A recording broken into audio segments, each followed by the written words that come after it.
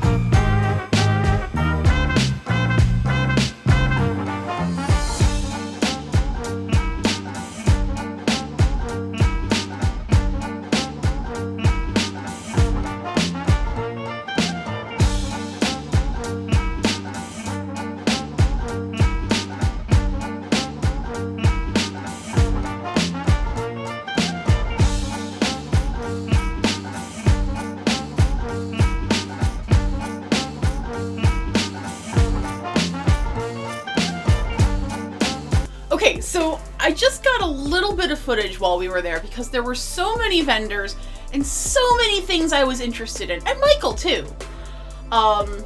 Michael picked up a few things. I don't have all of them with me right now because he's got some of them on display already. But we got a nice little bag of stuff here. And the interesting thing that I noticed about these shows is that obviously they're primarily targeted towards, like, action figures, comic books, things like that. Not necessarily girl toys. You know how I feel about that. But the girl toy things I did find ended up being a pretty good deal. There were some, there wasn't a lot, but there was enough to keep me interested and intrigued. So I found a couple things. Some vintage, some a bit more modern. But I'm gonna start with the thing that Michael bought for me, and this is a Mighty Max. This is, I'm not 100% certain, but Mighty Max, as we might remember, is the direct boy version of Polly Pocket. And I'm having a hard time opening it right now, but it's pretty cool. Like, it's like a spider's lair. There's a big spider that comes out. I did not expect that. There's a fly monster, and obviously Max here is also there.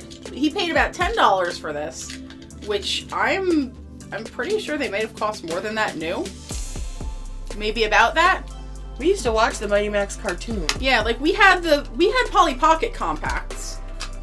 There we go. So there's Mighty Max was $10. I'm intrigued because I did that whole video several years ago now about, I don't want to say like gender dimorphism in toys, but unnecessary gendering in toys. And Mighty Max was one of them. So that's the first thing. We also got, the reason I went is because there was a woman selling American Girl stuff. And the two dolls that I had been interested in sold before I even got there.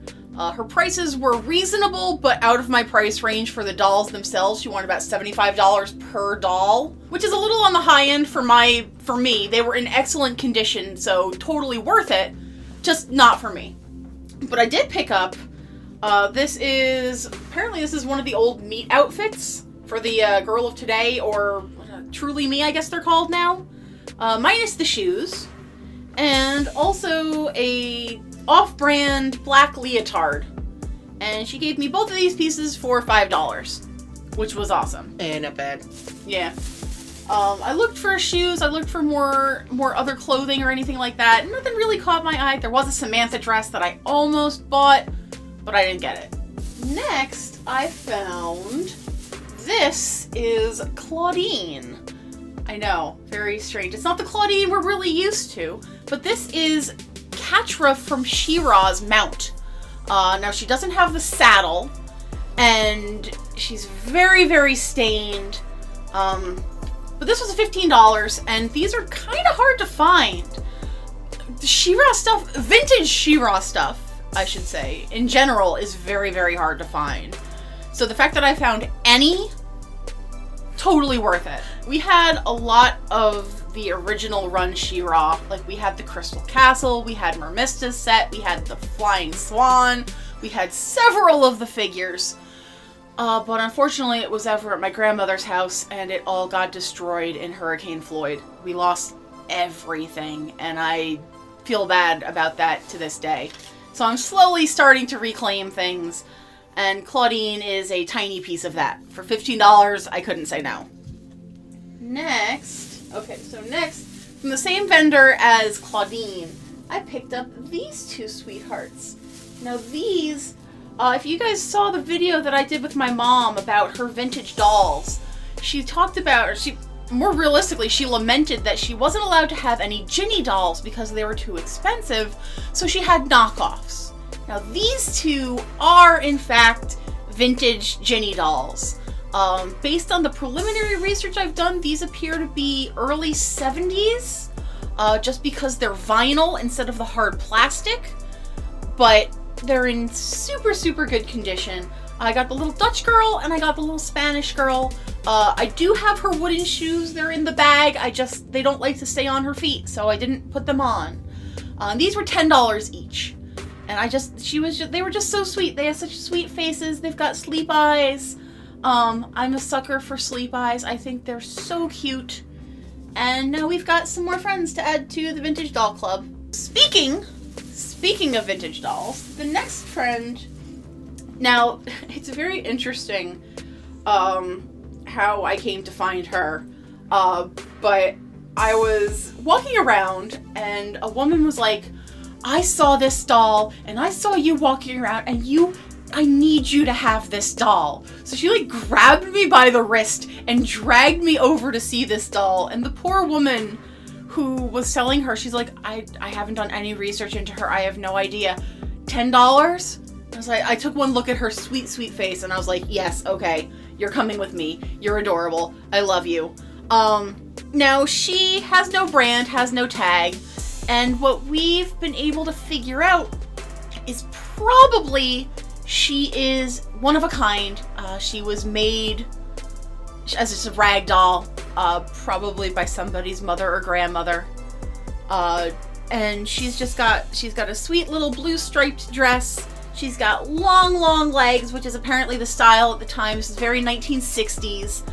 She does have hair. And this is definitely like, I want to say like Canna Clown or fake hair, not human hair. Obviously, that'd be really strange. And it's kind of like a wig. So, I don't know, I really liked her. I couldn't not keep her around. So she came home with me. Next, I found a packet of vintage Jem Stickers, and the guy was like, you can have them for 50 cents. So I said, heck yeah, I will take them for 50 cents. I haven't opened them yet.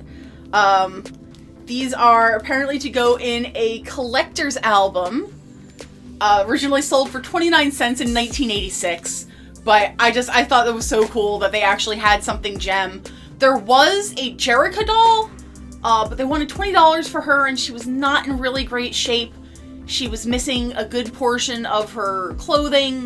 The body was damaged, so I let her, and damaged in a way that I could not repair, so I let her be. Then we found, Michael found, or no, Michael didn't find. We found 4 very sweet strawberry shortcake figures. So we found Blueberry Pie. There's Strawberry Shortcake herself, and she's in her like pajamas, which is very cute. We got Orange Blossom, whom I love, and the Purple Pie Man, who is a weird dude, but I love him anyway. So all 4 of those, I think they were marked as like $3 each. The guy said you could have them all for 10, so a little bit of a bargain. And finally, well, I have to say, before I get to my big find of the day, Michael actually picked up the Teenage Mutant Ninja Turtles pizza launcher vehicle, as well as, what was the name of the dang toy? He got a Donatello figurine to go in it, and it was Pro Pilot Don, which was awesome.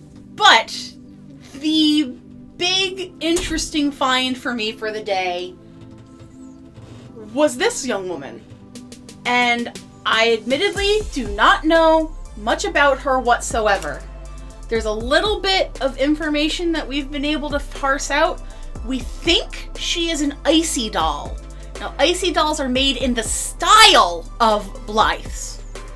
And as you can see, I believe she's actually made more directly in the style of the Angela dolls by Le Petit Tom. Because that's what her little pull tag in the back says, because her eye chips do, in fact, change. Her wig is a little greasy. I genuinely do not know much about her origin. So, she does not have... I have a question. Yeah. Her scalp should be a separate piece from the rest of her head. Yes, I believe it is. Okay. Those are interchangeable with Blythe scalps. Oh, that's cool. And other icy scalps. Yeah. And the guy I bought her from, he basically said, he's like, look, my wife is Korean. She said that the writing on her shirt is in Korean. I don't know what she is. It has about $25. And that is basically the price is right for me. I enjoy Blythe style dolls. I know that they are incredibly expensive. So $25 for, even if it's like a knockoff, it's great for me. She does not have posable joints. She does not have bendable legs. I believe her boots are glued on. She's really incredible. And I'm really, really into the different, like, especially because her eye chips are such cool colors. Like, she's got purple, pink, but how cool is this? Like, as a doll collector, there's a big gap between American dolls and dolls based out of the Asian continent. A lot of them tend to be a lot more expensive, but for $25, I couldn't say no. But anyway, guys, I think that's going to be it for my toy haul. I am planning on going to a few more of these toy events soon. There's one early next month called ZoloCon that I want to give a shot. There's also the same vendor, or the same people, Jersey Shore Toy Show, have another event at the end of, I think it's Leap Day. They actually have another event. So maybe we'll see some more of these. But if you guys have any questions or any information about any of the stuff that I picked up today, let me know in the comments down below. My social media links are in the description below. If you'd like to see more from this channel, more toys, because I feel like I'm doing a lot of toys this year, hit the little subscribe button. Click the little bell, because if you want to stay in the know, the bell's the way to go. Likes and comments, let me know to keep doing what I'm doing, and I'll see ya in the next video. Later!